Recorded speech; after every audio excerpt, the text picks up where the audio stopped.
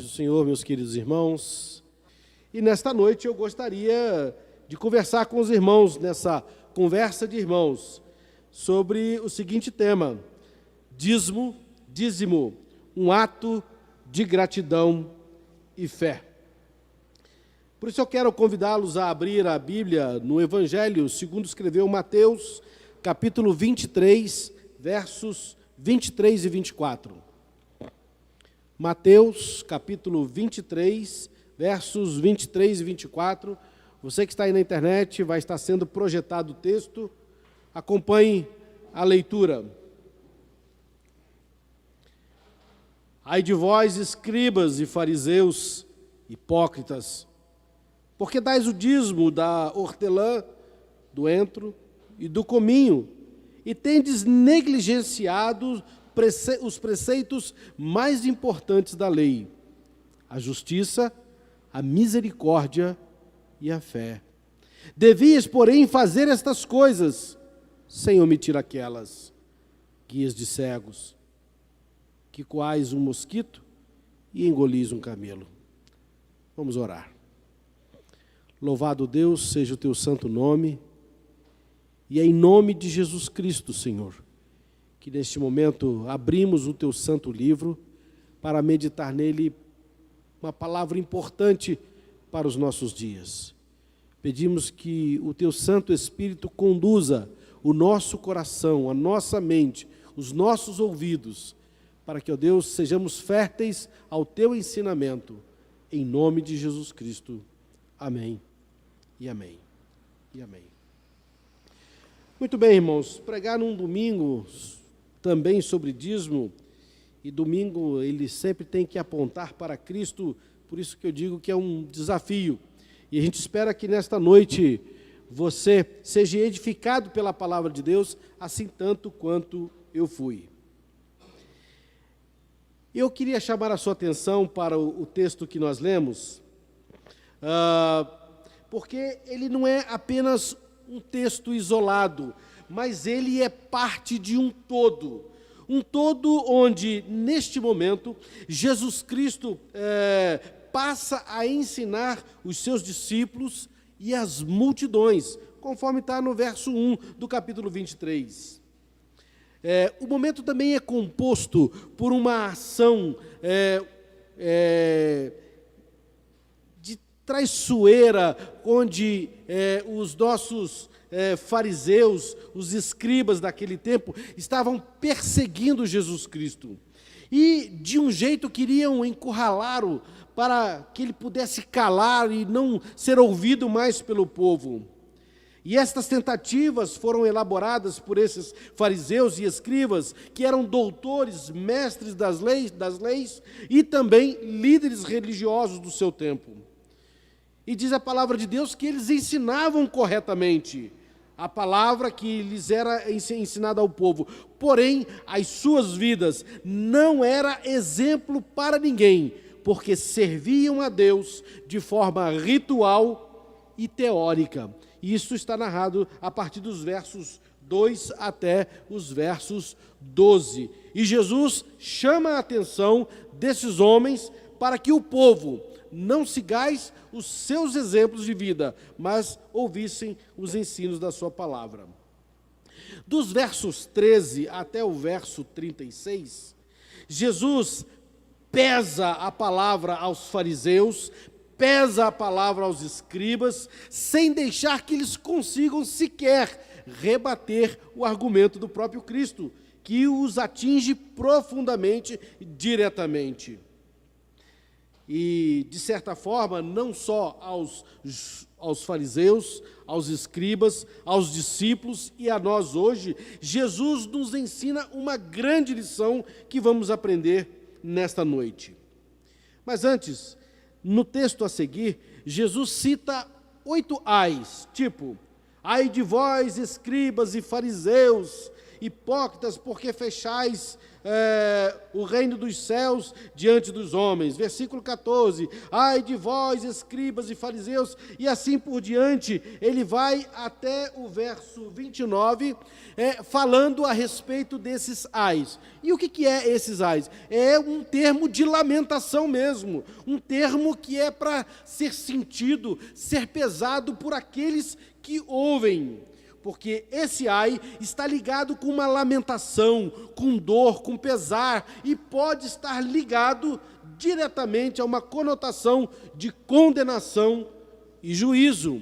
E Jesus fazia isso por causa da vida prática de fariseus e escribas que pesavam o jugo sobre o povo. No texto que nós lemos, e aí vai o quinto ai que Jesus diz aos fariseus e também aos escribas, e também ao povo, e também a nós, né? Vamos ler? Ai de vós, escribas e fariseus, hipócritas, porque dais o dízimo da hortelã, do entro, do cominho, e tendes negligenciado os preceitos mais importantes da lei, a justiça, a misericórdia e a fé. Porém, fazer estas coisas... deveis, porém, fazer estas coisas sem omitir aquelas. Ou seja, é necessário, é importante ser o dizimista em tudo que eles faziam. Contudo, a sua vida prática não era nenhum exemplo para ninguém. Por isso, nesta noite, nós queremos meditar com os irmãos que dízimo, ele é um ato de gratidão e fé. E, em primeiro lugar, porque dízimo por si só não é uma bênção em si mesmo. O dízimo por si só não é uma bênção em si mesmo.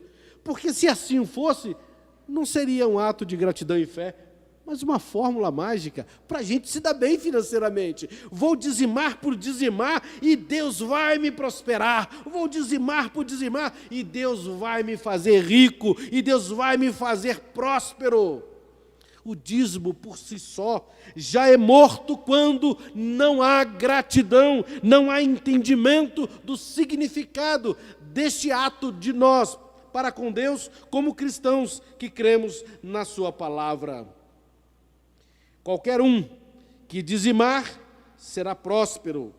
Seria muito fácil isso. Vejamos o texto do quinto ai, proferido por Jesus. E o que Jesus diz? Olha, vocês dai o dízimo lá das hortelãs, do entro e do cominho, mas negligenciado os preceitos mais importantes da lei. Logo, tal prática por si só já é morta, porque ela não é algo exclusivo, não é algo a parte de toda a bênção de Deus para a nossa vida.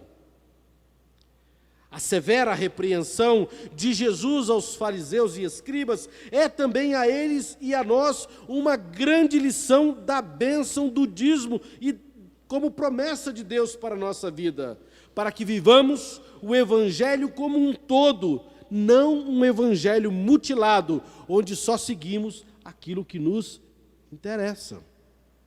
Dízimo é um ato de gratidão e fé, e não somente uma bênção em si mesmo, ou como a sua própria origem do dízimo nos mostra. Dízimo, ele é diferente de oferta.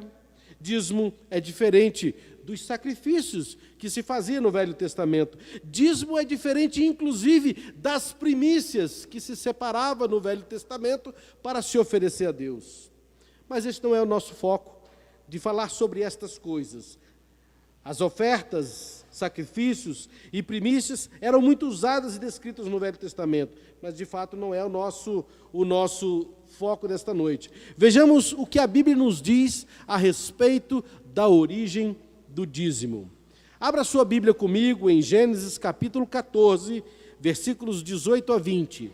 Nós vamos ver aqui a primeira citação de dízimo na Bíblia. Gênesis 14, versículos 18 a 20, que nos diz assim: Melquisedeque, rei de Salém, trouxe pão e vinho, era sacerdote do Deus Altíssimo. Abençoou ele Abraão e disse: bendito seja Abraão, pelo Deus Altíssimo, que possui os céus e a terra. E bendito seja o Deus Altíssimo, que te entregou os teus adversários nas tuas mãos. E de tudo lhe deu Abrão o dízimo. Só para os irmãos entenderem o contexto, Abrão tinha um sobrinho que ele gostava muito, chamava Ló, que foi capturado por 4 reis, que invadiram, capturaram lá, ele morava lá em Sodoma e Gomorra, né, na cidade de Sodoma. Eles invadiram, levaram a Ló, as suas riquezas, levaram o povo, mulheres, crianças, levaram todos cativos. Quando Abraão soube disso, diz o texto lá a seguir, que ele juntou 318 homens capacitados e partiram para a guerra em nome do Senhor, e lá retomaram não só a Ló, seu sobrinho, isso está nos versículos anteriores, como também as suas mulheres e também toda a sua riqueza. E Melquisedeque, quando vem para comemorar com Abraão esta grande vitória, vejam que não há nenhum pedido do próprio Deus do dízimo, nem do sacerdote, nem do rei Melquisedeque, nem mesmo era lei aquela situação. Ou seja, Abraão propôs no seu coração, por gratidão a Deus, pelo que Deus fizera, a dar o dízimo de tudo que ele recuperara. Isso depois se tornou uma prática, porque as demais gerações seguiram esse ato, mas por gratidão a Deus. Foi algo extraordinário. Vejam que não foi negociado, foi apenas um ato de gratidão. Logo, a origem do dízimo não é algo que nós pagamos, não é algo que nós devolvemos, mas é algo que nós entregamos para Deus por gratidão pelo que Ele tem feito em nossas vidas. Não vamos olhar para o dízimo como uma bênção mutilada.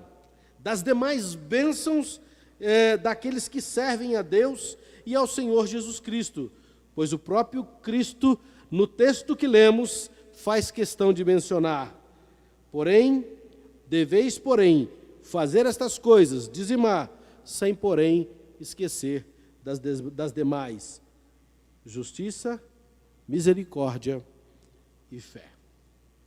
Em segundo lugar, o dízimo é um ato de fé e gratidão, porque realmente ele não é um pagamento ou uma devolução a Deus.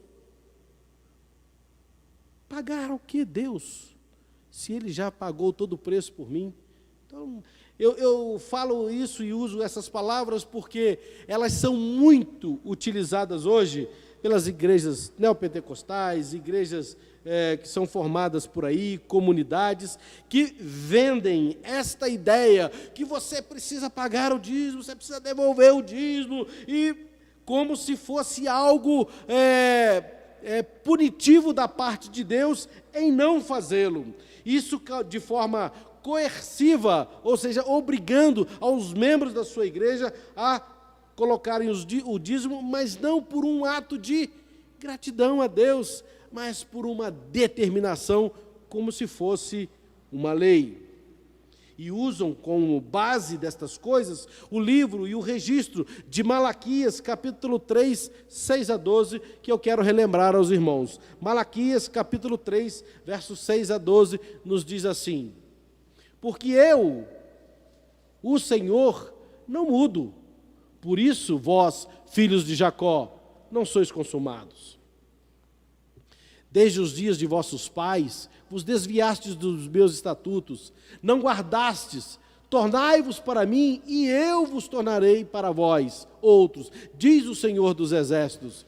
Mas vós dizeis: em que havemos de nos tornar? Roubará o homem a Deus? Todavia vós me roubais e dizeis: em que te roubamos? Nos dízimos e nas ofertas. Com maldição sois amaldiçoados, porque a mim me roubais, vós, a nação toda. É até o verso 12, né? Trazei todos os dízimos à casa do tesouro, para que haja mantimento na minha casa. E provai-me nisto, diz o Senhor dos Exércitos, se eu não vos abrir a janela dos céus as janelas do céu e não derramar sobre vós bênção sem medida. Por vossa causa, repreenderei o devorador, para que não vos consuma o fruto da terra. A vossa vide no campo não será estéril, diz o Senhor dos exércitos. Verso 12, todas as nações vos chamarão de felizes, porque vós sereis uma terra deleitosa, diz o Senhor dos exércitos. Desde o capítulo 2 do livro de Malaquias, nós vemos que o livro não trata exclusivamente da bênção do dízimo, ou da falha daqueles que eram para dizimar e não dizimar. Na realidade, Deus tem ali um relato, uma série de coisas onde o povo não estava dentro da conformidade do que Deus lhe pedira como povo seu. O dízimo é apenas uma das coisas das quais estavam acontecendo no mesmo... uma das coisas que estavam acontecendo no meio de tantas outras coisas que o povo estava fazendo em desconformidade com a palavra de Deus. Estas repreensões, e a repreensão específica do dízimo, ela tem um porquê. Se vocês se lembrarem, as tribos de Israel eram, vocês me ajudam? Quantas eram as tribos de Israel? 12 tribos de Israel. Porém, quando as 12 tribos entram na terra prometida, da além do Jordão, as terras são divididas em 11 partes. E por que Deus faz isso? Porque a tribo de Levi, ela ficaria exclusiva para os serviços litúrgicos, para o ensino da palavra e para a música. E as 11 tribos deveriam tirar 10% do que se produzisse a terra e entregar à tribo de Levi para que eles sobrevivam. E o que acontece com o passar dos anos? As demais tribos, e todas elas começam a se esquecer da tribo de Levi. E a tribo de Levi começa a passar profunda necessidade. E Deus vê isso. Então, quando Deus trata desse assunto dízimo aqui com o povo de Israel, Ele está tratando de vários outros assuntos. E por isso Ele diz, olha, vocês me roubais. Mas por quê? Porque existe uma promessa por trás disso. Olha, a tribo de Levi vai ficar por conta da liturgia da casa, do templo, vai ficar por conta dos ensinos, vai ficar por conta das músicas, e vocês vão passar a entregar 10%. Fazei prova de mim, se eu não vos abrir a janela dos céus e não derramar bênçãos sem medida sobre vós. Em outras palavras, Deus estava falando com o povo que muito mais do que os 10% que eles estavam separando para a casa de Levi, muito mais Deus faria para com eles. Mais que isso, porque tem muita gente que tem muita coisa e parece que ela sai pelo dedo e não consegue juntar nada, porque tem um tal de devorador, onde Deus fala que, olha, eu vou fechar a boca do devorador, para que não vos consuma o fruto da terra. Olha, gente, isso é algo importantíssimo para o nosso entendimento a respeito da palavra de Deus. Deus está falando com o povo por uma situação de desconformidade com a sua palavra. E a respeito do dízimo, Ele diz que Ele não só abençoaria, mas também fecharia a boca do devorador. Seriam bênçãos sem medidas, do versículo 10, repreendendo o devorador, versículo 11, a vide do campo não seria estéril, ou seja, frutificaria e frutificaria, versículos 11, e depois do versículo 12, seria vista como uma nação ricamente abençoada e feliz, porque o Senhor o abençoará. Logo, dízimo não é pagamento, dízimo não é devolução, é um ato de fé na palavra de Deus e gratidão de coração pelo que Deus tem feito na nossa vida. Vejam novamente o texto que nós lemos, onde nos leva a refletir a orientação do próprio Senhor Jesus Cristo para com a nossa vida, que nos ensina a dizimar, que diz que nós devemos fazer isso, mas sem nos esquecer das demais coisas. Evangelho não se vive de forma mutilada, praticando apenas o que nos interessa. Evangelho é fazer estas coisas sem omitir aquelas outras que o próprio Jesus nos tem ordenado. Espera que faltou aqui. Ixi, será que a última parte aqui eu deixei uma... Bom, vou ter que concluir. Ah, sim, está aqui na minha mão. Muito bem. Então, meus queridos irmãos, quero concluir nesta noite fazendo algumas aplicações para a nossa vida a respeito do dízimo, que é visto por muitos como algo que o pastor, que os presbíteros, que não sei o quê. Gente, isso é uma bênção de Deus para a nossa vida quando o fazemos por uma gratidão e fé a Deus, por tudo quanto Ele tem feito e fará na nossa vida. O dízimo é um exercício de fé e de testemunho àqueles que não conhecem a palavra de Deus. Por isso, nesta conversa entre irmãos, quero fazer as seguintes aplicações para a nossa vida. Jesus nos ensina a dizimar como um ato de gratidão e fé na sua palavra, nas suas promessas. Ser fiel nos dízimos por gratidão e fé não é algum tipo de pagamento ou devolução, mas uma prática de que nós cremos naquele que nos garante bênçãos sem medidas. Dízimo não está mutilado do Evangelho e das demais bênçãos que o cristianismo nos oferece quando passamos a seguir a Jesus Cristo.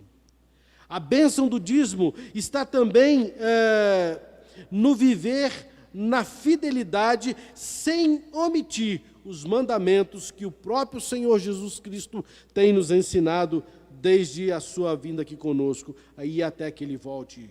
Justiça, misericórdia e fé.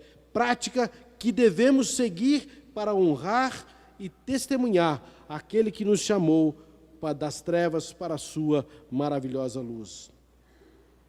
Portanto, meus irmãos, dízimo não é um negócio financeiro com Deus, onde o dizimista visa lucros e prosperidade. Dízimo não é um meio para se fazer fortunas. Dízimo é um ato de gratidão e fé. Que Deus nos abençoe. Vamos orar.